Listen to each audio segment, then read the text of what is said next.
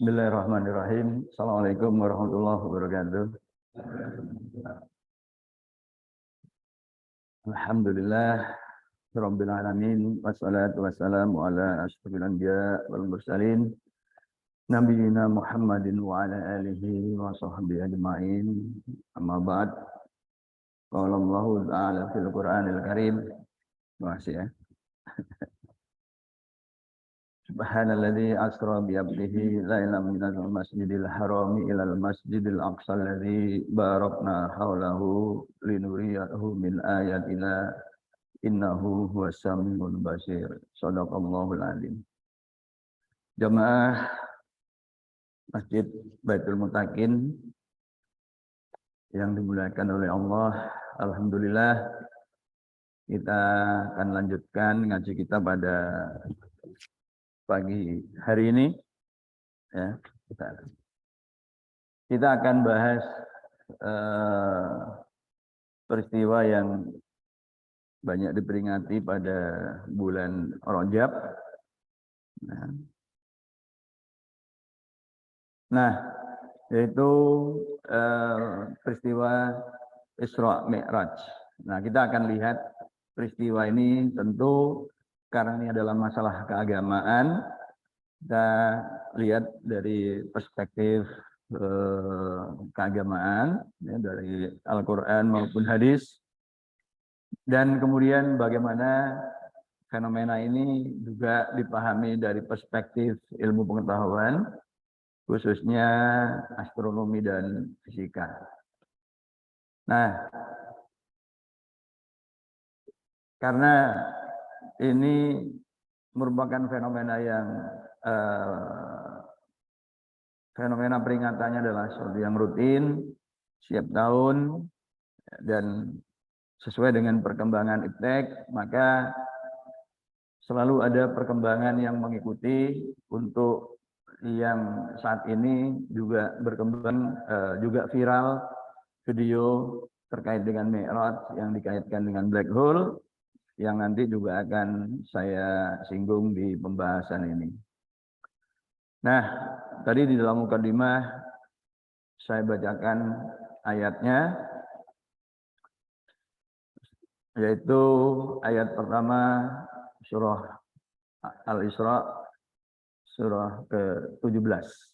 Nah, Maha suci Dia yang telah memperjalankan hambanya di waktu malam dari Masjid Al-Haram ke Masjid Al-Aqsa alladzi barakna haulahu, yang kami berkahi di sekelilingnya, untuk kami perlihatkan tanda-tanda kami.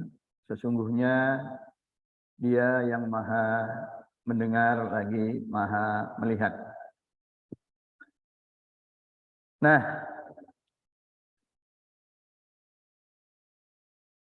di antara kita ada yang memahami bahwa surat Al-Isra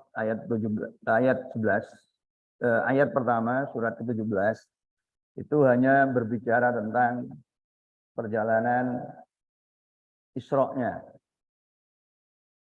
Sedangkan tentang Mi'raj-nya itu ada di surah yang lain, khususnya ketika kemudian Rasulullah mencapai Sidratul Muntaha gitu. Tetapi kalau kita lihat di dalam tafsir, misalkan tafsir terbaik yang langsung kita rujuk yaitu Ibnu Katsir, maka penjelasan lengkap tentang Mi'raj itu diberikan di dalam surah Al-Isra ayat pertama ini. Nah, kalau kita simak dengan cermat ayat ini ya, dan yang kita pahami secara umum dari peristiwa Isra Mi'raj ini, yaitu perjalanan hamba, yakni Rasulullah SAW dari Masjid Al-Haram. Nah, ini fotonya ya. Jadi ibu bapak yang sudah umroh atau haji sambil mengenang kembali ketika berada di sebentar. Ini Masjid Al-Haram atau oh iya ya. Jadi di tengahnya itu ada Ka'bah ya. Nah, ilal Masjidil Aqsa. Nah, jadi ini perjalanan ya, dari Masjidil Haram ke Al-Aqsa, Baitul Maqdis di Palestina. Ini Ibu Bapak. Jadi ini adalah perjalanan horizontal. Nah, singgah di sini sebentar. Kemudian setelah melakukan sholat, kemudian Rasulullah melanjutkan perjalanan ke Sidratul Muntaha. Jadi ini adalah perjalanan naik Mi'raj. Jadi tangga naik Mi'raj begitu. Dan kemudian kembali. Dan ini terjadi dalam waktu sebagian malam. Jadi bukan pada keseluruhan malam.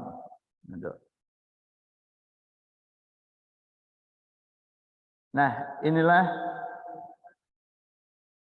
pemahaman umum kita tentang Isra Mi'raj. Ya. Ini pemahaman yang umum. Jadi perjalanan dari Masjidil Haram ke Masjidil Aqsa dilanjut naik ke langit lapis 7, kemudian menerima perintah sholat, setelah itu baru kembali. Dan itu terjadi hanya dalam waktu semalam, tepatnya sebagian malam, begitu. Nah, maka pertanyaannya, perjalanan malam yang seperti apa, begitu ya? Ini.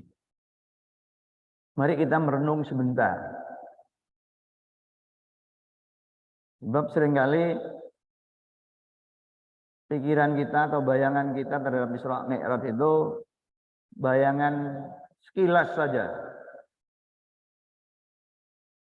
Dan juga seringkali mengatasnamakan ilmu pengetahuan tapi rancu memahami ilmu pengetahuannya. Nah, karena itu pada ngaji pagi ini saya akan mencoba mengklirkan persoalan-persoalan yang banyak berkembang terkait dengan Isra Mi'raj ini. Nah, kemudian bagaimana perjalanan itu dilakukan, dan yang tidak kalah pentingnya adalah mengapa kok harus malam. Nah, dan tentu pesan apa yang akan disampaikan oleh peristiwa Isra Mi'raj ini, atau membawa tanda apa begitu. Ini untuk semua orang, termasuk khususnya ilmuwan. Dan mengapa pada ngaji ini sekarang saya bawa balon tadi yang ditiupkan oleh adik kecil ya, makasih itu. Jadi saya sengaja nih bawa balon. Ya, kemarin belanja di Sakinah 2 bungkus balon, karena balonnya gampang meledos. Sekarang pun juga bawa lebih dari 1 ini. Mudah-mudahan nggak meledos. Jadi saya akan menjelaskan supaya mudah memahaminya nanti. Okay? Nah itu. Nah, jadi perjalanan malam. Ya. Tapi tadi, nah anggap saja ini wisata ruang angkasa ya. Jadi kita pakai bahasa kita dulu. Ya. Karena kita pakai bahasa agama, seringkali juga bahasa yang kita gunakan juga nggak sepenuhnya tepat begitu ya. Sehingga kemudian itu tetap dalam perspektif yang kita pahami. Karena itu mari kita bicara dulu dalam bahasa yang ringan, dalam perspektif yang mudah, yaitu kita sekarang wisata ruang angkasa. Ya. Nah, di dalam perjalanan ini ada satu hal yang kurang tadi yang belum saya sebutkan, dan saya perlu merujuk penjelasan yang juga ada di dalam tafsir-tafsir, yaitu Mi'raj ini perjalanan bersama malaikat Jibril mengendarai buraq. Ya. Nah, pada waktu ngaji yang lalu ketika kita membahas surah Al-Baqarah ayat 19, ya. Nah, kita sempat membahas kata al-bar di langit yang gelap itu.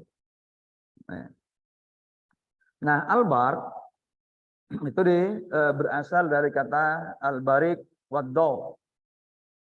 Jadi kilatan dan cahaya, begitu. Dan dari kata al-barik ini juga kemudian wa minhul buraq, dan dari kata al-barik itu kata buraq berasal. Apa itu buraq? Batun raqibaha Rasulullah sallallahu alaihi wasallam lailatul usri bih.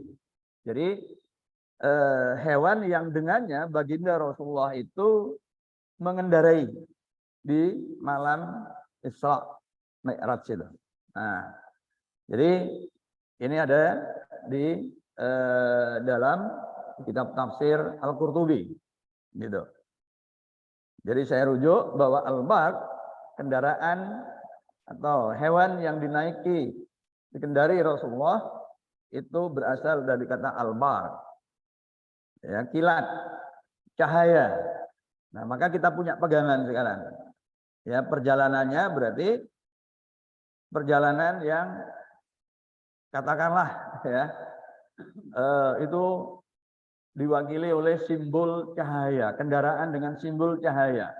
Karena di sini hewan tapi berasal dari kata cahaya. Ini agak susah saya berimajinasi. Saya belum sempat mencari penjelasan di versi mufasir, ya, hewan yang terbuat dari cahaya itu kira-kira seperti apa. Ya. Nah, kalau hewan-hewan yang kita pahami ini kan hewan-hewan yang terbuat dari tanah, seperti halnya kita. Ya. Tapi buraq yang berasal dari kata kilat yang bermakna cahaya. Nah, hewannya itu seperti apa? Kalau di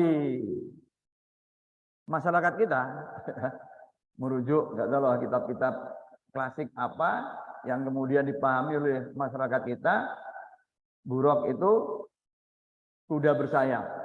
Ya, kuda terbang begitu. Nah, ini biasanya bisa kita dapatkan di pasar-pasar gambar ini, poster-poster ini, ya.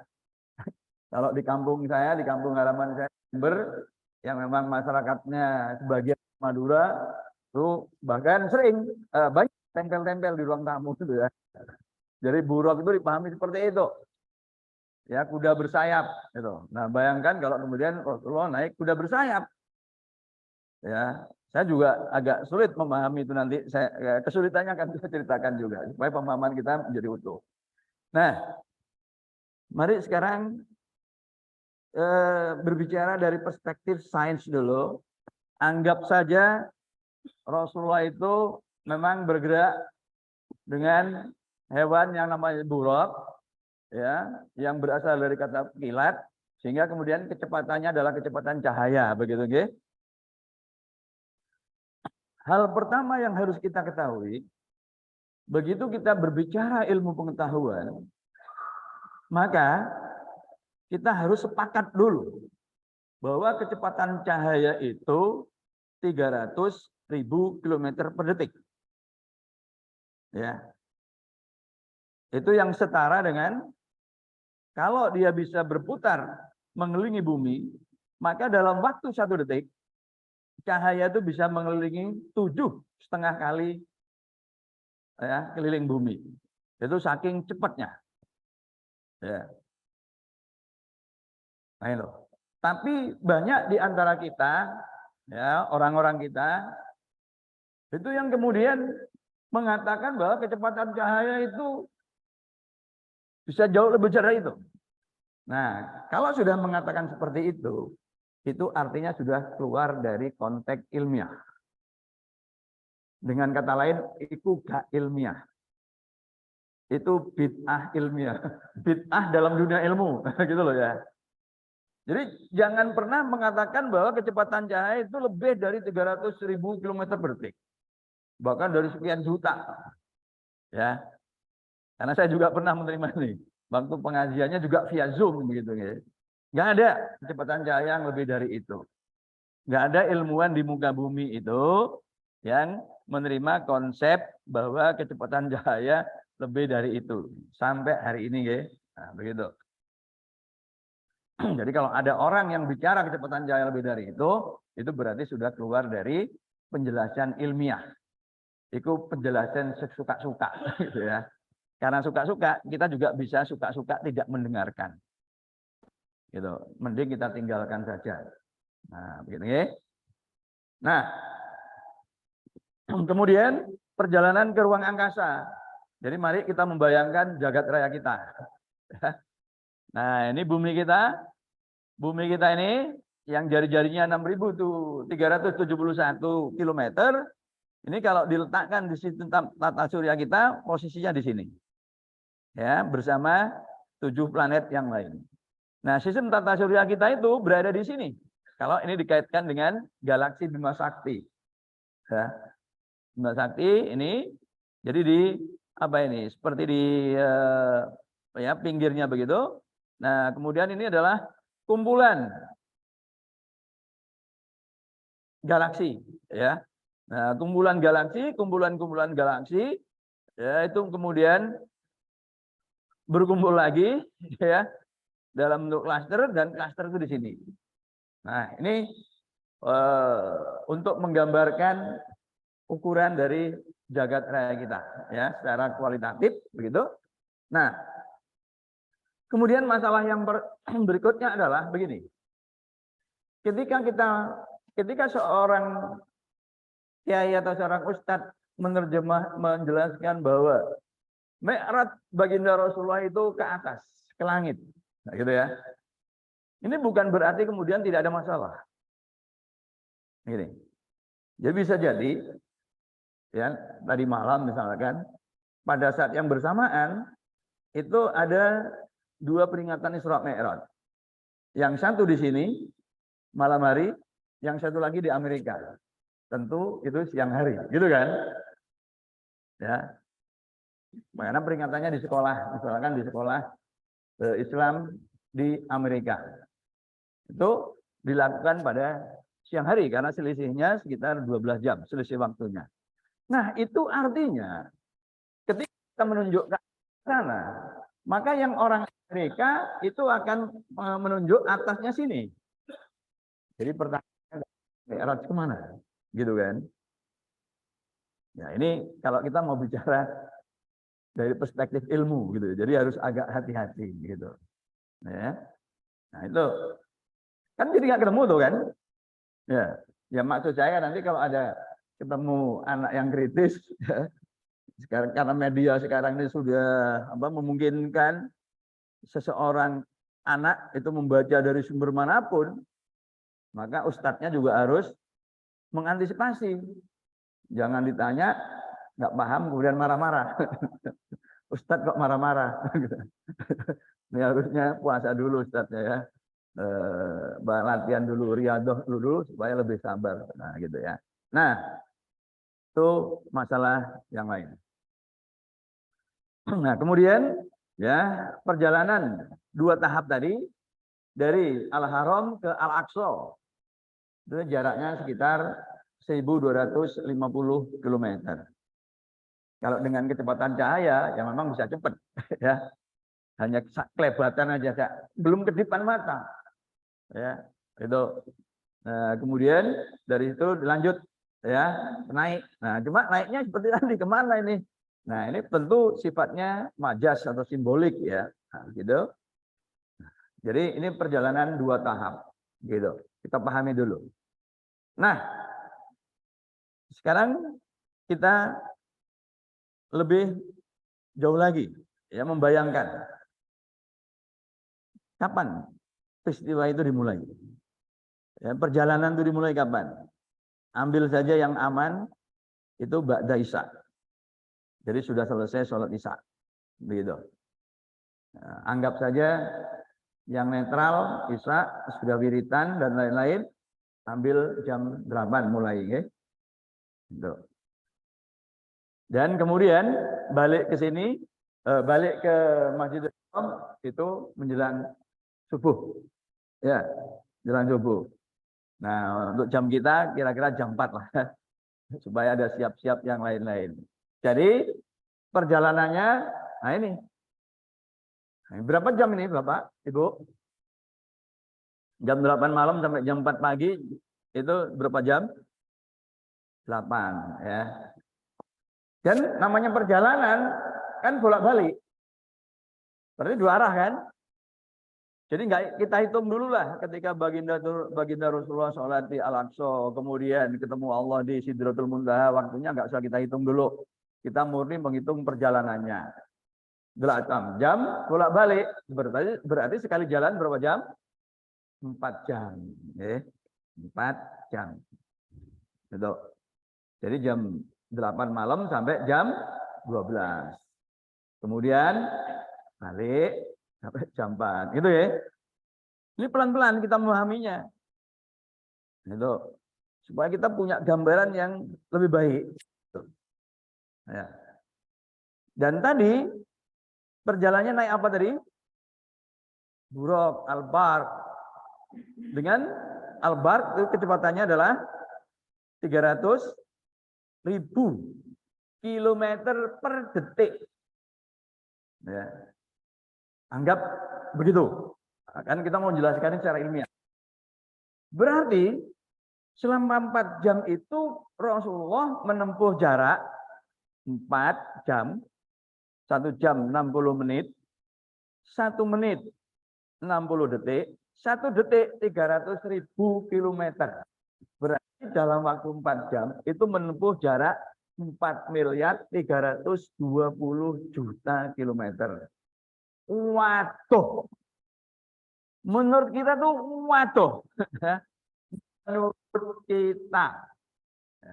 Kita kan mau bicara ilmu pengetahuan. Itu.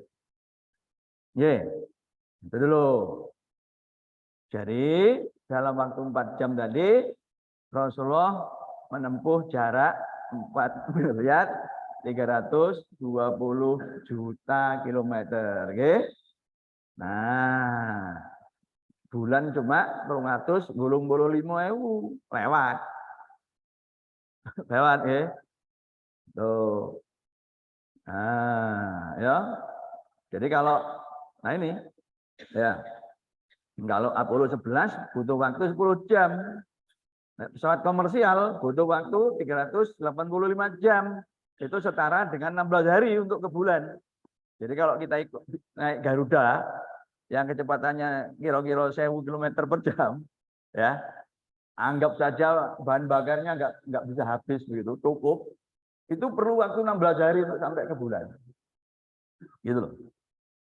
Ya. Nah ini. Nah, tapi kalau cahaya cuma perlu berapa ini? 1 detik.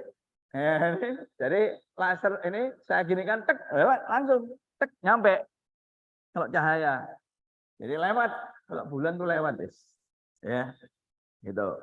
Nah, tapi kalau dari matahari ke kita itu perlu waktu 8 menit, Pak. Cahaya itu, Pak. Jadi cahaya yang kita rasakan itu adalah cahaya yang dikeluarkan oleh matahari 8 menit yang lalu. Nah, sekarang Rasulullah dari bumi berjalan ya dalam waktu 4 jam. Nyampe jarak berapa tadi? 4.320.000.000 kilometer. Nah, sekarang kita lihat Bapak. Oke, ini bumi. Terus ke sana, itu 4.335.000.000 kilometer. Jadi Rasulullah itu belum sempat nyampe di Neptunus. Rasulullah itu belum keluar dari sistem tata surya kita. Gitu loh. Ya. Jadi kalau dalam perspektif astronomi, kalau kita menjelaskan perjalanan Rasulullah itu bergerak di ruang sana, ruang angkasa dengan kecepatan cahaya Maka dalam waktu semalam itu, PP, Rasulullah belum keluar sistem tata surya kita. Belum kemana-mana, Pak, ternyata. Menurut kita yang tadi jauh tadi, itu ternyata masih belum kemana-mana, belum sampai di Neptunus. Ya, nah ini. Itu kalau 4 jam tadi, ya. Nah, apalagi ke bintang Alpha Centauri. Yang kalau dalam bergerak dengan kecepatan cahaya itu butuh waktu 4 tahun. Dan ini, ya, udah lewat ini, ya, lewat. Wong keluar sistem tata surya kita aja belum, apalagi ke bintang Alpha Centauri. Nah, gitu, gitu. Nah, kembali ke posisi kita. Nih Pak, ini galaksi Bima Sakti, gitu. Betul. Jadi 100.000 tahun cahaya. Jadi kalau Rasulullah itu harus nyebrang galaksi Bima Sakti itu kalau dengan kecepatan Al-Barq tadi gitu ya, itu perlu waktu 100.000 tahun. Ya. Nah, tadi kita tahu bahwa posisi bumi sistem tata surya kita itu di sini. Dan tadi Rasulullah itu belum keluar sistem tata surya kita. Ya. Apalagi kemudian keluar galaksi menuju galaksi yang lain, belum. Pertanyaannya, lu terus nanti Sidratul Muntaha kan gitu gitu. Iya kan gitu pertanyaannya ya. Lu sampai dari tadi kita masih bulat aja. Masih bulat di apa? Sebelum Neptunus. Ya. Mars, Jupiter, terus Saturnus, Uranus, Neptunus gitu. Ya. Gitu. Jadi belum keluar dari wilayah sini. Kok nggak nyampe-nyampe Sidratul Muntaha? Si. Kan di Sidratul Muntaha itu kan pertanyaannya gitu. Ya. Ini kalau kita mau jelaskan secara ilmiah loh ya, harus benar-benar ilmiah. Menggunakan teori-teori yang ada. Jangan atas nama ilmiah tapi tidak menggunakan teori yang ada. Terus sekarang dewe, itu bid'ah ilmiah. Gitu loh ya. Harus dibedakan. Kenapa orang yang menggunakan kecepatan cahaya tapi sak senenge dewe. Itu gak ono apa cahaya itu bergerak sak senenge dewe gak ono. Ya. Cahaya bergerak sak senenge dewe bubar. Teknik elektro ITS bubar. Pokoknya yang bahas-bahas cahaya ya persamaan Maxwell itu bubar, Pak. Ya, fisika juga ngajar no itu, elektromagnetik. Gitu loh. Harus sepakat dulu. Kalau mau pakai penjelasan ilmiah, kecepatannya Al-Barq, buruk, cahaya. Nah, jadi belum kemana-mana ya. Dari penjelasan ilmiah, ya nih, belum kemana-mana ternyata baginda Rasulullah. Nah, apalagi ke ini ruang antar galaksi, katon, gak nyampe. Itu galaksi ya turun, keluar sistem tata surya aja juga belum. Nah, itu. Ya. Nah, gede ini Jagat Raya ku piro sih? Elek menurut angka sak ini lah kira-kira Pak. Oke. Wis, ini cuma sekedar pengetahuan umum saja. Jadi cahaya itu kan usia Jagat Raya kita ini Pak nggih, menurut ilmuwan itu 3,7 miliar tahun. Gitu loh. Nah, kecepatan tertinggi di alam itu kan cahaya. Berarti ya selama 13,7 miliar tahun itu cahayanya melaku. Set, gitu kan. 13,7 miliar tahun ini waktunya, kecepatannya ini. Jadi berarti dia sudah mencapai bagian terluarnya itu ya ini jaraknya. Wah, ini jari-jari alam semesta. Dan itu nggak mungkin kita capai. Karena kendaraan kita itu kan rendah seperti tadi. Cahaya untuk sampai ke bulan itu hanya butuh waktu 1 detik. Sementara kecepatan pesawat komersial kita untuk mencapai ke sana itu perlu waktu 16 hari. Gitu loh. Itu cuma 6 bulan. 385.000. Lalu sampai ini, nggak mungkin. Ya, kita nggak mungkin bisa menciptakan pesawat yang kemudian bisa sampai di tepian alam semesta. Okay? Nah, belum lagi kata Al-Mukarram, Syekh Albert Einstein, ya, kalau suatu objek bergerak dengan kecepatan cahaya, wah, maka kalau manusia itu langsung bledos. Wah, gitu ya. Itu, nah, ini, ini.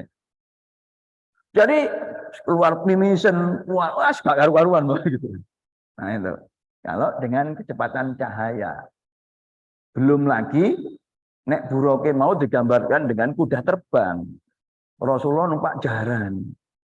Ya, gak ono kocoke. Ya gak nganggo helm. Wush. Wah, ya masuk angin. Iya dong. Loh, enggak dong. Kita mas motor. Wes, kecepatan 100 km per jam. Gak nganggo helm. Oh, kan kanginan loh, Pak. Ini kita mau bicara bahasa ilmiah loh, nggih. Masuk angin. Popone cahayanya tadi kecepatan tinggi. Mulai pilek, Pak, pilek masuk, gak punya masuk angin, gerges. Tapi ada nggak riwayat menyebutkan ketika mengumpulkan para sahabat, terus ono riwayat Rasulullah mengumpulkan para sahabat, wajahnya ketok pucat, rambutnya awut-awutan, rodok-rodok, ketok gak sehat. Kan nggak ada, gitu kan? Ya, loh ini kan kita mau menjelaskan ini dalam bahasa ilmiah, dalam bahasa keseharian kita kan gitu. Nggak ada itu, gitu. Ya. Padahal kalau bahasa ilmiah ya itu tadi. Nah, itu, ya. Jadi artinya penjelasan dengan kecepatan cahaya yang perjalanan dalam ruang ini itu harus di stop, harus dihentikan, ya, gitu. Gitu. Jadi kita harus cari penjelasan yang lain, itu, ya. Nah, kalau melihat ayatnya Bapak, nggih, asro tadi ya, ditambah mi'raj tadi, ya. Asro itu memperjalankan. Memperjalankan itu berarti bicara ruang, perpindahan dari satu titik ke titik yang lain, dari satu tempat ke tempat yang lain. Okay. Kemudian Laila. Laila ini waktu. Jadi ini dimensi waktu. Jadi ini adalah dimensi ruang waktu. Tapi kemudian abdihi, hambanya, yaitu Rasulullah SAW yang ditemani malaikat Jibril mengendarai buraq. Kita lihat lengkap ini.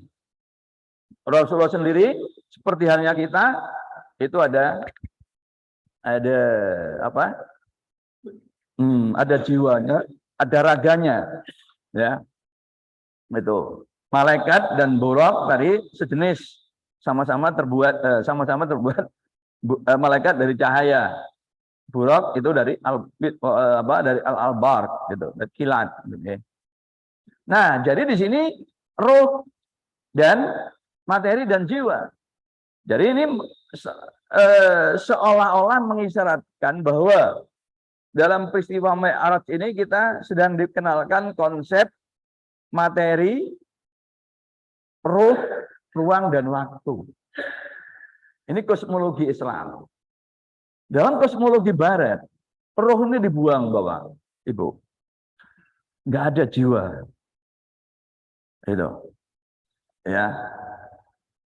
Dalam ilmu pengetahuan positivistik, itu nggak ada jiwa.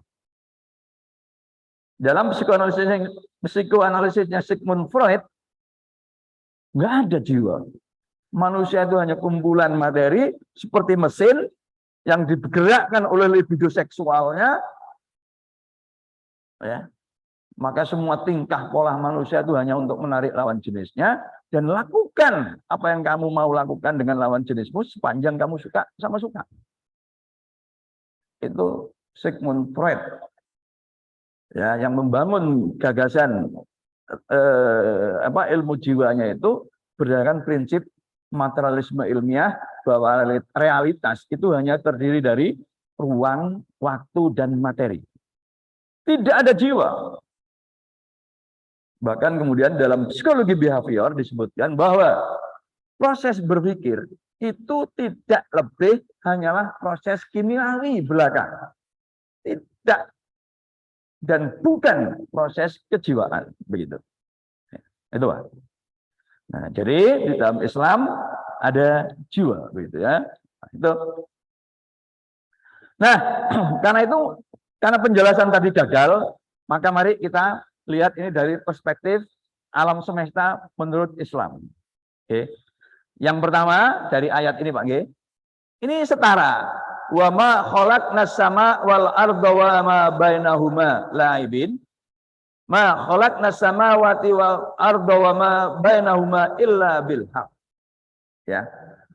Yang saya kotak ini Pak G, itu serupa. Tidaklah kami ciptakan langit, bumi, dan antara keduanya. Saya beri ilustrasinya ini begini. Jadi ini bumi. Oke. Kemudian ini langit. Nah, tapi langit yang pertama itu adalah as-sama. Langit tunggal. Oke. Tapi di ayat yang lain, samanya itu setara dengan samawat. Samawat itu banyak langit. Jadi ini langit di sini ternyata satu langit yang sebenarnya banyak. Gitu. Nah, apa maksudnya? Kok satu langit tapi banyak? Ini loh, okay. Ini juga perlu kita pahami alon-alon. Merujuk ayat ini supaya pemahaman kita itu tertuntun, Bang. Gak nafsirkan tapi liar, enggak gitu. Tapi kita dapat tuntunan dari sini. Nah, di antara langit dan bumi ada baina, antara. Gitu, okay. Gitu. Nah, banyak langit itu berapa? Kita ngaji yang lain. Alladzi khalaqa sab'a samawatin tibaqa. Jadi banyak tadi itu ono itu ternyata. Itu, Pak. Ada penjelasannya kan? Enak kan kalau begitu? Ya kita nggak ngarang-ngarang. Nah, sekarang apa makna as-samawat ini setara dengan as-sama? Gitu. Nah, 7 itu kira-kira begini, Pak. Ini langit pertama, langit kedua, ketiga, 4, 5, 6, 7. Tapi kalau begini, antara langit pertama dan kedua ada baina, ada antara, kan gitu, baina. Baina, antara. Berarti ini ada 7. Kalau begitu. Padahal di sini ini setara. 7 langit setara dengan 1 langit. Nah, berarti bisa kita pahami begini. Yang 7 tadi itu nyambung, Pak. Nah, itu lagi.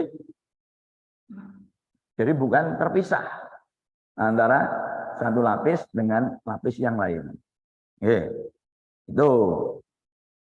Ini kalau kita menggunakan nalar berdasar dari teks ini. Begitu, ya.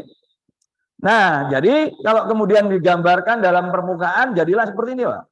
Ya, bumi kemudian ada antara tadi bainahuma, kemudian langit 1, langit 2, langit 3, langit 4, langit 5 dan seterusnya sampai langit 7. Ya. Ini langit dunia kita. Langit jagat raya kita. Ya. Itu. Dan pemahaman ini, jadi langit itu sebenarnya adalah ini, Pak, ruang di atas bumi setelah ketinggian tertentu yang tidak disebut langit, tempat burung-burung berterbangan. Itu semua saya buat ini berdasarkan nas-nas atau dalil-dalil yang ada dalam Al-Qur'an, ya. Gitu. Cuma karena kita ngajinya fokus ke sini, nggak saya sebutkan dalilnya. Nah, kita terima. Jadi yang langit itu tadi, ini adalah langit dunia. Alladzi khalaqa sab'a samawatin tibaqa ma tara fi khalqir rahmani min tafawut farji'il basara hal tara min futur. Delok. Jadi kon delok. Samawat, sab'a samawatin itu tadi yang tibaqa tadi, kamu nggak akan melihat. Gitu loh ya. Itu pada ciptaan yang Maha Rahman tadi, yaitu sab'a samawatin tadi min tafawut, kerusakan, gitu ya. Jadi artinya sab'a samawatin ini Kita bisa melihat dan itu tidak rusak gitu. Jadi karena kita bisa melihat berarti itu adalah langit dunia. Gitu loh, gitu. Ini. Jadi di ayat ini. Gitu. Tetapi kalau kemudian merujuk hadis ya. Nah, gitu. Ya, jadi tadi saya langsung ke tafsir Ibnu Katsir. Di situ Ibnu Katsir kemudian mengutip hadis ya yang menjelaskan bahwa perjalanan Rasulullah itu setelah Rasulullah itu datang malaikat dan kemudian Rasulullah itu dibedah dadanya di hadis itu ya. Kemudian dicuci dengan air Zam-Zam lalu dikembalikan, kemudian diajak naik ke langit, Mi'raj. Naik ke langit. Di langit pertama ya bertemu Nabi Adam, langit kedua, ketiga, keempat, kelima, keenam, ketujuh, sampai kemudian di langit ketujuh itulah Sidratul Muntaha berada dan menerima perintah sholat. Nah, kalau kita pertemukan dengan hadis ini, begitu, kan nggak mungkin ya Nabi Adam itu dhuwure udan. Langit pertama yang kita bahas dulu kan langit tempat awan. Ya, yang kemarin itu menghasilkan apa? Kilat guntur itu kan. Masa Nabi Adam nak ngono kan gitu. Nah, kemudian langit kedua tempat Nabi Isa dan Nabi Yahya. Itu ketinggian tertentu tempat lalu lalangnya pesawat sehingga dada kita sesak. Mosok nok ngono kan gitu. Ya. Dan seterusnya. Mosok ruh para nabi itu di situ. Kita sulit menerima itu. Dan tentu memang tidak bisa kita terima. Begitu ya. Karena apa? Karena ini ruh. Ruh itu bukan di ruang ini. Karena kalau orang kan pernah ya katanya orang yang mau ngecek apakah malaikat Israel itu bisa diidentifikasi, orang tuaruk di rapet kemudian nggak bisa keluar, ada udara mesti mati ya. Kalau udara masuk tetap ada bolongan, berarti malaikat bisa masuk gitu. Nggak bisa eksperimen yang mau mendeteksi malaikat Israel gitu loh. Ya, nggak bisa. Ya. Karena memang malaikat tuh alamnya beda begitu, ya. Nah, jadi ini penjelasan langit yang tadi kan nggak mungkin bertemu dengan penjelasan ini, ya.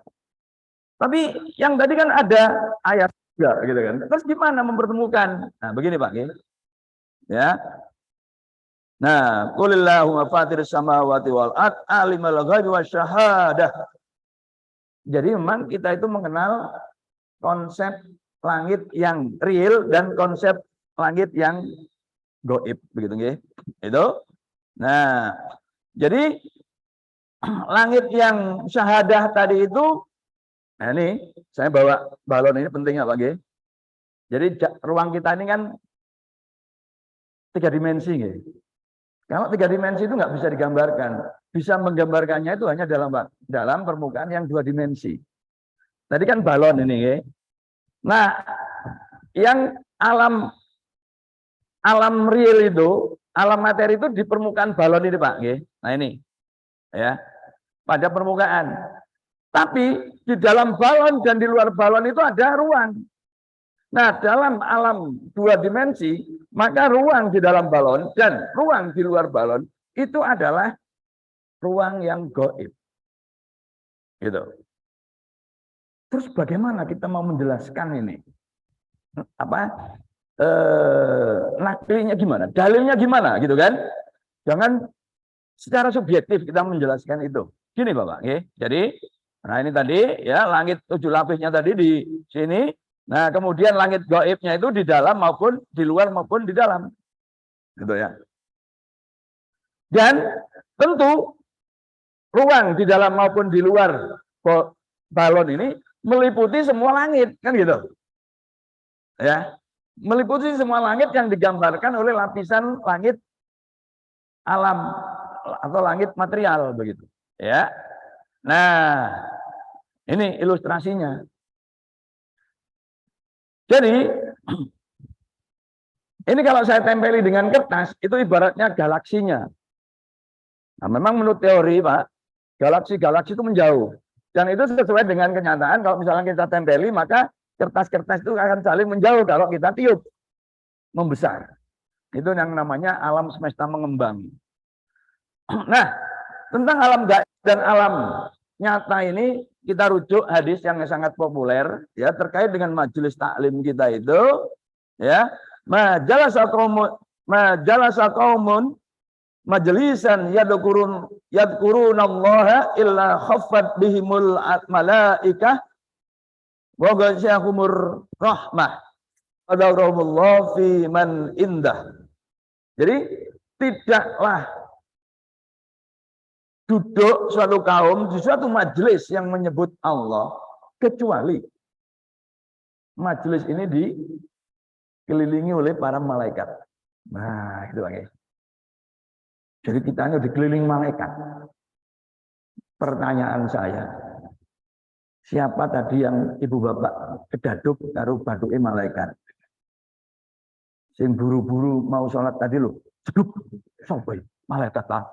Ada enggak ada? Enggak ada kan? Mengapa? Meskipun malaikat itu di sekitar kita, Pak, malaikat itu berada di dimensi yang lebih tinggi.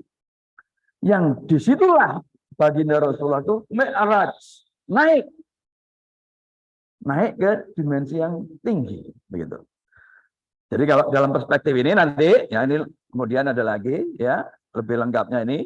Jadi hafat, ya, bihimul malaikat, gitu. Ya, majelisnya ya majelis kita ini, ya majelis kita ini dikelilingi oleh para malaikat, begitu, ya. Nah ini, ya. Jadi malaikat itu tidaklah menyentuh, ya. Kecuali dengan ridho bagi orang-orang yang mencari ilmu. Ya, okay.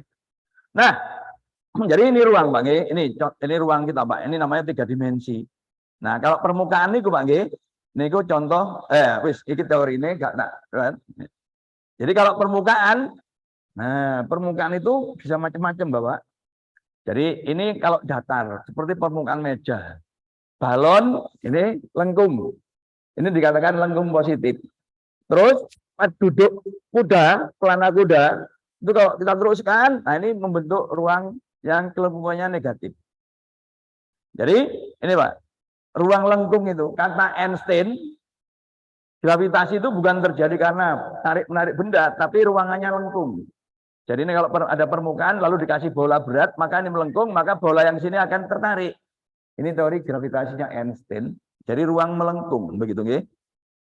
Kalau ruang lengkung, maka semua objek akan bergerak dalam lintasan lengkung. Gitu. Seperti kalau kita taruh kelereng ya, di sini, kemudian untuk sampai di sini dia akan bergerak lengkung. Ya. Nah, tapi kalau misalkan ini lurus ya, jarak terpendeknya itu lurus kalau pada permukaan meja. Kalau wajan itu lengkung. Nah, itulah yang terjadi pada cahaya. Bapak nggih? Itu. Jadi cahaya itu ternyata ya, ini mestinya ini kalau ini ada matahari di sini bumi begitu ya, bintang ini tidak terlihat kalau lintasannya lurus. Itu Pak. Ternyata bintang ini tetap terlihat saat gerhana matahari total. Itu sudah diobservasi. Ya, 29 Mei 1919. Ada tim astronomi ke Afrika dan Hawaii, itu bisa melihat ini gitu. Nah, itu artinya ruangan di sekitar matahari itu melengkung. Nah, ini. Okay. Nah, nanti mengembang ya, mengembang. Nah, karena ini okay, langit jagat raya kita wasama bainaha bi aidin wa inna lamusiun, meluas. Jadi jagat raya ini Pak, galaksi-galaksinya saling menjauh. Itu permukaan kertas di sini. Okay. Nah, mi'raj itu seperti apa dalam perspektif ini, Pak? Jadi misalkan yang tadi, permukaan balon, semut. Ya, semut. Gitu. Nah, semut ini janjian. Ke sini dulu, semut nih, semut. Saya nanti balik dulu, ya. Oh, gini, ya. Jadi semut itu makhluk 2 dimensi. Kalau 2 dimensi itu berarti, kalau makhluk 1 dimensi, Pak, itu hanya bisa maju mundur. Gak iso miring-miring kiwa tengen. Gak iso pencolotan ngisor dhuwur. Maju mundur satu dimensi, kiwa tengen satu dimensi lagi jadi 2 dimensi, pencolotan munggah mudhun 3 dimensi. Itu maksudnya, Pak. Oke. Nah itu. Kita nggak bisa menggambarkan ruang 3 dimensi. Karena apa? Karena kita hidup di ruang 3 dimensi. Maka kita minta bantuan penjelasan ruang 2 dimensi. Nah, sekarang kita fokus pada semut yang hanya bisa melihat makhluk 2 dimensi, jadi dia hanya bisa melihat depan dan kiri kanan. Nah, ini semut ini, Pak, janjian lalu bergerak. Nih. Itu. Tapi ketika ini sudah dekat, ternyata ini kemudian karena suatu sebab ini terlempar, Pak, dari sini. Maka apa kata semut ini? Ketika melihat semut ini, apa, Pak? Kata semut yang ini, yang janjian ini, ketika melihat ini. Semut kan makhluk 2 dimensi, hanya bisa melihat ke depan dan kiri kanan. Maka ketika semut ini kemudian terlempar dari alam real ini, maka apa kata semut yang satunya ini? Gimana, Pak? Semutnya gimana? Semut yang ini kata ini gimana? Menghilang. Karena semut itu makhluk 2 dimensi, tidak bisa melihat atas bawah. Kalau masih bisa melihat atas bawah seperti kita, itu berarti 3 dimensi. Gitu loh. Jadi semut itu hanya bisa melihat semut yang ini kalau dia bergerak maju atau bergerak ini ke arah ini. Tapi kalau dia terlempar, ya, dan terlempar itu tadi adalah ruang atau langit yang bukan langit material tadi, gitu loh. Yang gaib tadi. Gitu. Ya. Yang gaib tadi. Jadi Mi'raj itu serupa dengan ini, keluar dari alam semesta material. Itu, Pak. Nah, jadi semutnya itu ya, nah ini. Itu. Ya. Jadi Mi'raj itu keluar dari permukaan balon ini atau masuk. Itu adalah alam yang gaib, langit yang gaib. Tapi langit itu bersentuhan dengan semua langit yang material yang 7. Dengan apa? Dengan abwabus sama, dengan pintu-pintu langit. Itu juga Quran, Bapak. Itu. Ya. Pintu untuk tembus langit yang gaib, gitu ya. Nah, ini alam semesta paralel ceritanya begitu. Jadi gaibnya itu melompat ke sana. Jadi singkat cerita Ibu Bapak. Jadi begitu Rasulullah itu diangkat langit tertentu, udah tidak lagi melakukan perjalanan di dalam ruang, Pak. Tapi langsung lenyap masuk dimensi yang lebih tinggi. Seperti semut tadi melihat semut yang Mi'raj tadi. Hilang. Gitu, masuk dimensi yang lebih tinggi. Rasulullah juga begitu, bersama malaikat Jibril dan Buraq. Begitu sudah masuk dimensi tinggi, selebihnya adalah di luar wilayah sains, di luar wilayah ilmu pengetahuan. Informasinya adalah informasi nubuwah. Dan selebihnya kita hanya bisa terima. Sebab sejauh apapun, karena di situ tidak lagi berlaku hukum-hukum ruang waktu, nggak masalah. Ya, yang tadi harus ditempuh bertahun-tahun, sekarang ukuran kita sekejap, no problem. Begitu loh. Ya. Jadi di sini Rasulullah itu masuk ke dimensi yang lebih tinggi yang namanya Mi'raj, mendaki. Mendaki apa? Mendaki dimensi yang lebih tinggi. Mendaki ketinggian dimensi. Ini Pak. Ya, balon. Kalau masih di permukaan balon, galaksi ini tadi dibagi lo kertas. Kertas. Yang tanpa galaksi itu adalah ruang antar galaksi. Ruang antar bintangnya ada pada kertas yang ditempel. Galaksi. Nah, yang tidak ada kertas itu adalah ruang galaksi di sana. Itu loh Pak G. Ini pentingnya saya bawa balon. Dan nggak kangelan bayang. Masih sih rada angel. Gitu.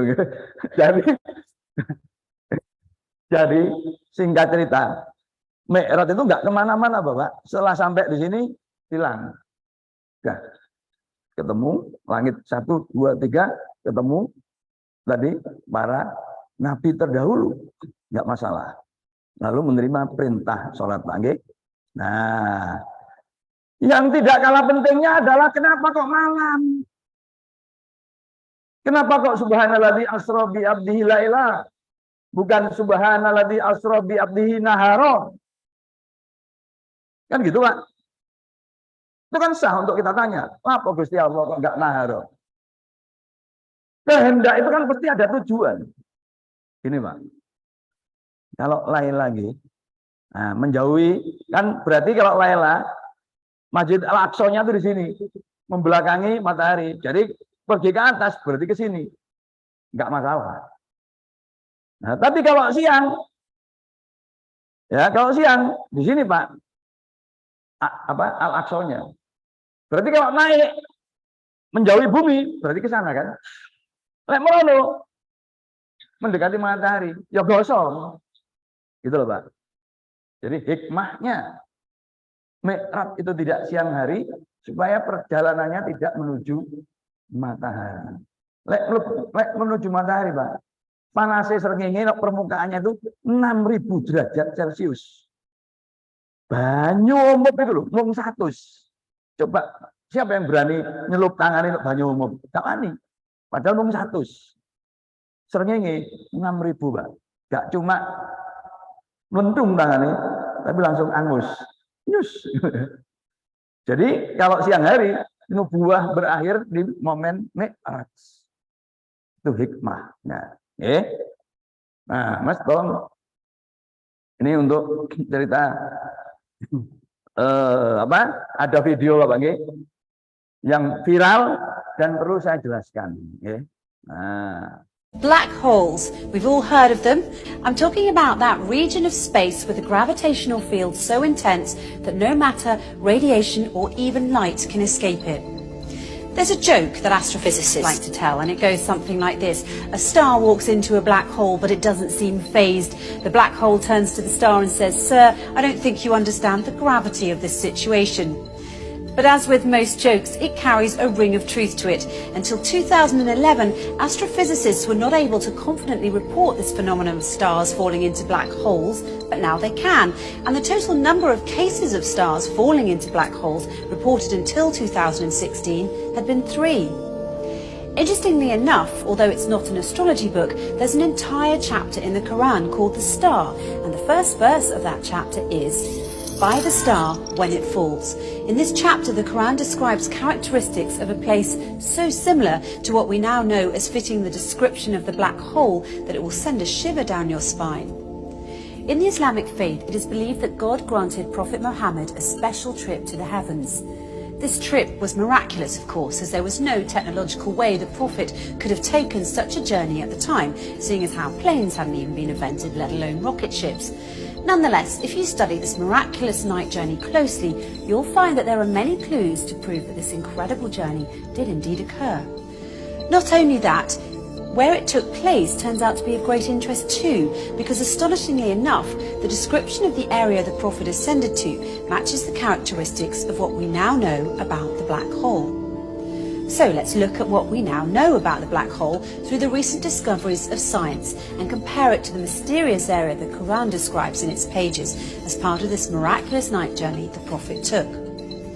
Firstly, in verse 16 of chapter 53, the Quran describes this place in space as very dark. In fact, it describes it as darkness covered or draped in darkness, which is not surprising. Space is a pretty dark place.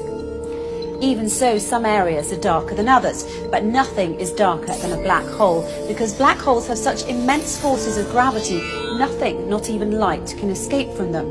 That's why they're black. And because they're black, they are veiled from direct observation. They nevertheless reveal themselves indirectly, as scientists have special tools that can help them see how stars that are very close to black holes act differently than other stars because of the immense force of gravity that black holes have, and this helps them identify the location of black holes.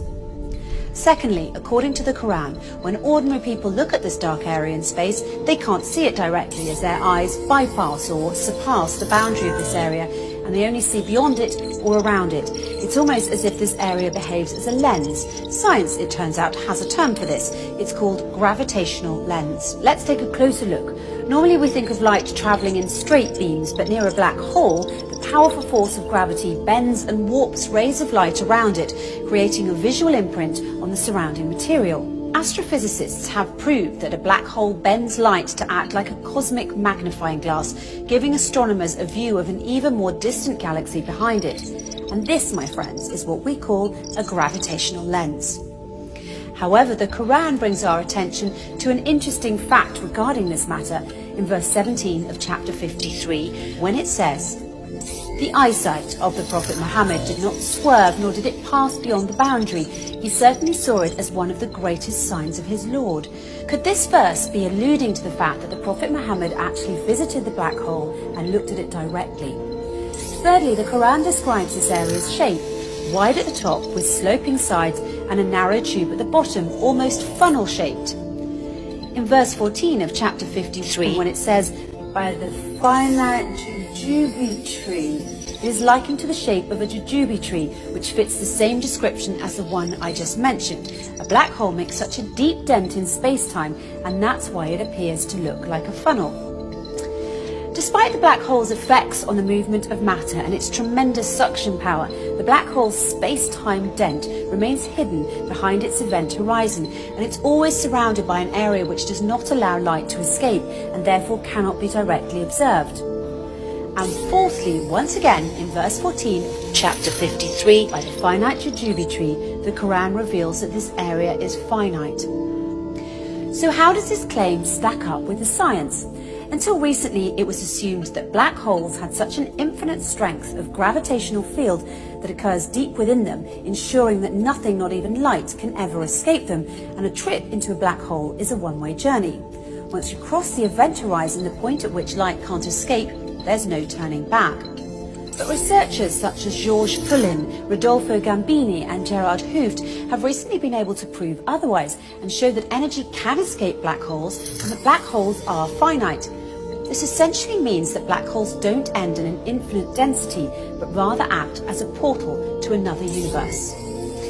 The acclaimed British physicist Professor Stephen Hawking supports this claim and further suggested that there could be a way out of the black hole when he famously said, "If you feel you're in a black hole, don't give up. There's a way out. It might have a passage to another universe, but you couldn't come back to our universe. So although I'm keen on spaceflight, I'm not going to try that." In conclusion, the Quran swears by the star when it falls that the Prophet Muhammad travelled through space and reached an area which, according to the Quran, is one of God's greatest signs, an area that is much darker than its surroundings. This darkness hides its funnel jujube tree shape underneath, and no one can see this area directly as his or her eyesight will swerve and pass beyond its boundary. Finally, we're told that this area is finite and a portal to another universe. So it would seem that the Quran and astrophysicists agree, as the way in which the Quran describes this mysterious area matches what we now call the black hole. However, the Quran takes it one step further by asserting that it is, in fact, a portal to heaven, a claim which science has yet to prove. But if past experience is any indication, it's only a matter of time before science catches up to the scientific miracles already contained in the pages of the Quran.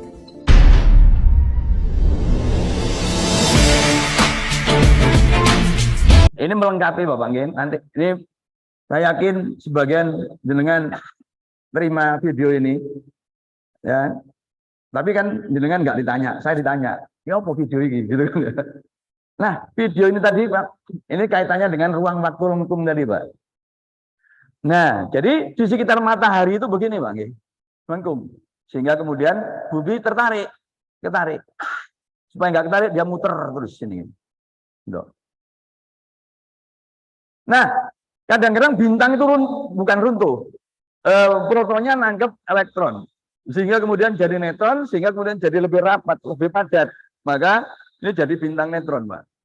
Bintang neutron ini, Pak nggih, massa jenisnya 1 cm kubik sak sendok. cilik ngombe obat itu Pak. Sendok kecil. Itu beratnya 5,5 ton. Itu bintang netron, Pak. Gitu loh. Ya. Jadi bintang netron itu 1 cm kubik itu 5,5 ton. Gitu loh. Ya. Padahal air hanya 1 gram. Ini 5,5 ton. Itu kalau bintang netron. Jadi bintang netron itu Mas. Bintang ya. Ya istilah gampangnya runtuh. Yang mula-mula jaringnya sekian ribu kilometer itu hanya menjadi sekitar 20 kilometeran. Maka itu masanya pemadat. Nah itu melengkungkan. Gitu loh. Nah, ada yang lebih hebat lagi namanya black hole. Masanya jauh lebih besar lagi. Jadi ini Pak, seperti ini black hole. Kenapa kok black hole? Hole itu kan lubang, black itu hitam. Karena Pak, kalau misalkan ada misalkan bumi dekat-dekat sini, langsung sedot. Termasuk cahaya. Kalau mendekati ini, cahaya itu akan jatuh pada black hole dan nggak akan kembali lagi. Makanya gelap. Makanya disebut black hole. Begitu. Nah, black hole yang paling dekat dengan kita, Pak, di pusat galaksi. Gitu. Di pusat galaksi. Nah, padahal posisi kita di sini. Jadi, kalau kemudian Mi'raj itu terjadi melalui perjalanan black hole, nggak benar juga, Pak. Sampai hari ini loh, gitu. Karena posisi black hole paling dekat di kita itu di pusat galaksi. Itu perlu waktu sekitar berapa ini? 25.000 tahun ini. 25.000 tahun. Itu kalau bergerak dengan kecepatan cahaya. Padahal Mi'raj tadi hanya sebagian malam. Jadi nggak mungkin sampai di posisi yang ada black hole-nya. Jadi video itu tadi ya tidak menceritakan apa-apa tentang Mi'raj. Kecuali bahwa black hole itu bisa terjadi ketika kita menerima konsep ruang waktu melengkung dan kelengkungan tadi yang memungkinkan juga ada dimensi yang lebih tinggi. Gitu loh Pak. Dan Mi'raj itu adalah perjalanan ke dimensi yang lebih tinggi, bukan perjalanan melalui media black hole, lubang hitam maupun wormhole, lubang cacing yang menyambungkan ke alam yang lain. Begitu Bapak. Ya, tentang video yang viral. Ya, yang mengaitkan Isra Mi'raj dengan black hole. Itu klarifikasi saya, penjelasan saya. Ya, kalau Ibu Bapak menerima video itu. Nah, akhirnya jadi ini Pak, ilustrasinya black hole tadi, guys. Nah itu. Jadi singkat cerita, Mi'raj itu perjalanan menembus dimensi yang lain, alam gaib. Nah, sebagai kesimpulan, ya, jadi tidak dapat dijelaskan dengan teori relativitas khusus, ya, karena kalau dengan kecepatan cahaya, Rasulullah itu belum keluar sistem tata surya kita, apalagi ke Sidratul Muntaha, dan Sidratul Muntaha itu memerlukan penjelasan yang lain, yaitu dimensi yang lebih tinggi. Jadi itulah makna yang dekat dengan Mi'raj, naik tangga ke dimensi yang lebih tinggi, yang di sana Sidratul Muntaha itu berada, dan Rasulullah menerima perintah sholat. Demikian penjelasan Isra Mi'raj secara ilmiah. Saya sudah berusaha untuk meringkas seringkas-ringkasnya, tapi ternyata masih 1 jam juga. Mohon maaf. Fastabiqul khairat. Assalamualaikum warahmatullahi wabarakatuh.